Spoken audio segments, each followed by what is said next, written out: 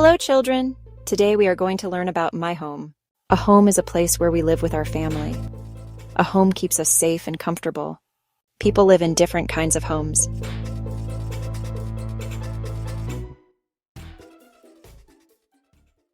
A home has different rooms for different activities.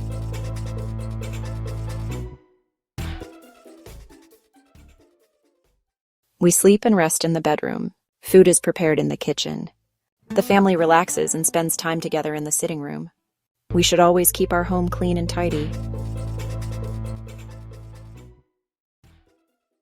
Our home is a special place filled with love and care. A home keeps us safe, happy, and comfortable. We should care for our home every day.